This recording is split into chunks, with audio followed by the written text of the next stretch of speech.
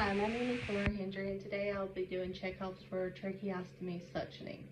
First, I want to verify my orders. I verified my orders. Next, I'm going to gather my information, walk to the patient's room, walk, knock. Hi, Miss Jones. My name is Laura, and I'm going to be your nurse today. Yes, ma'am. How are you doing? You're doing good? That is great. Can I verify your name and date of birth? Susie Jones, 10/28/88. All right, thank you, Miss Jones. I'm going to wash my hands, assist the patient into a semi-Fowler's position. Semi-Fowler's is not sitting straight up, it's not laying flat, but it's kind of at an angle. Now that we have our patient in the semi-Fowler's position, I'm going to turn on the suction and bring it right here beside her head. Okay, and place it right there. The machine is very noisy. Next, I'm going to wash my hands again and don my PPE. I will wear a gown, a mask, and a face shield. I do not have a gown in my kit, so we're going to pretend that I'm putting a gown on, I'm putting my mask on, and I'm putting my face shield on. All right. PPE is on. Now I'm going to put my suctioning kit. I'm going to get it set up. I see everything's on this side. I'm going to open away from me. Let's see, I have a cup here. I'm going to pull this out, prop this up, and I'll put this right here. That is for my sterile saline. Next, I will pull this to the side, throw this in the trash, leave this right here. Before I put my sterile gloves on, I want to put my sterile saline into the sterile box, making sure that I don't touch the inside of the box. Alright, I have my sterile saline. Looks like it's an open bottle. So with an open bottle, you would pour it into the trash can, flipping the ends to the sides. So you're going around while you're pouring into the trash. And that is getting your sides clean. Then after you've lifted the bottle, then you would pour it into there. If this was a new bottle, you would open the bottle and make sure you put the date that it was open on it. My sterile saline is in the box. Now it's time to put on my sterile gloves. So, I'm going to get my finger up under the edge here. Looks like it's turned around, so I'm going to turn this one around, and I'm going to open up my sterile field. Now, I want to make sure that while my hands are clean and not sterile, and I only touch the inside of the 1-inch border. Now that I've got my paper out, I'm going to don with my dominant hand, which is my right hand. So I'll take my non-dominant, pinch this, and pull on two, making sure that I do not touch the front of the thing. Okay, what are you doing? Get out.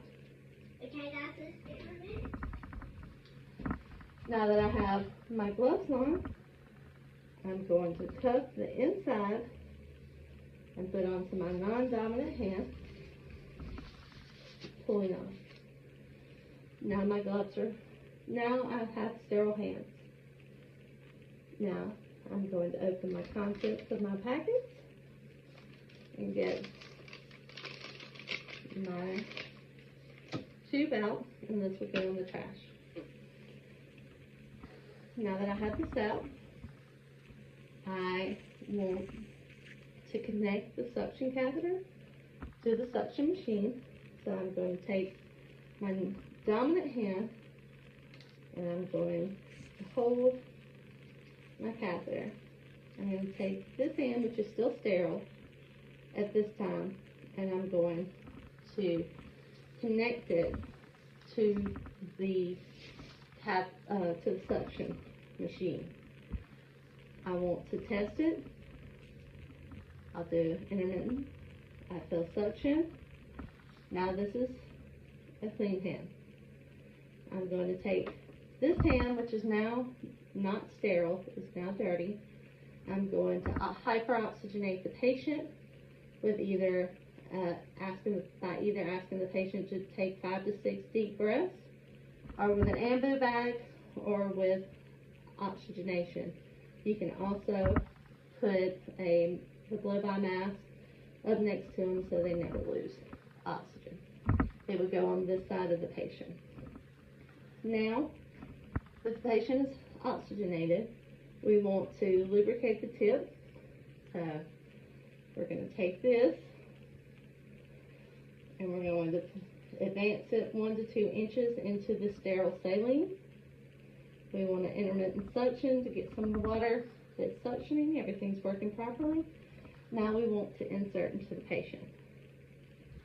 I have to hold my box, so I'm going to hold it with this hand and suction with this hand.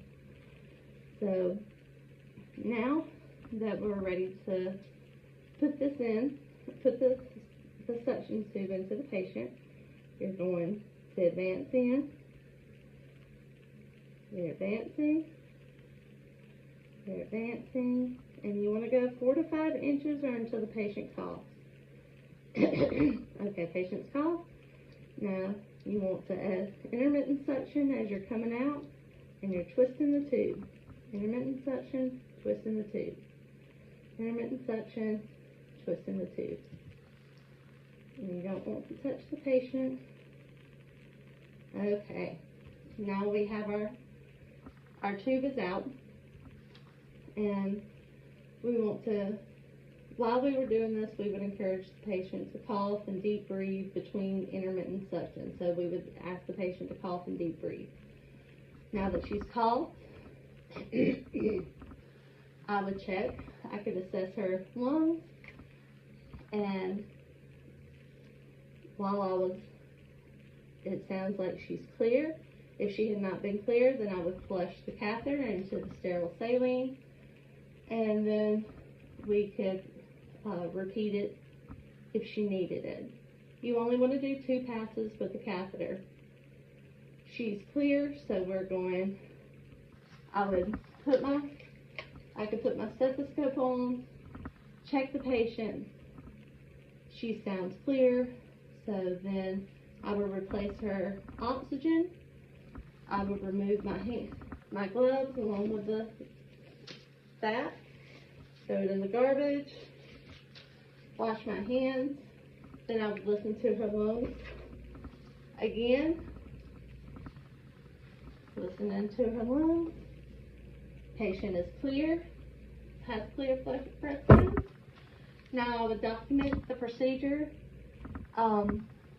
and things that I would document would be like the characteristics of the sputum, her respirations before and after suctioning, and how she did with the procedure. All right, thank you. This has been Laura doing tracheostomy suctioning. Have a good day.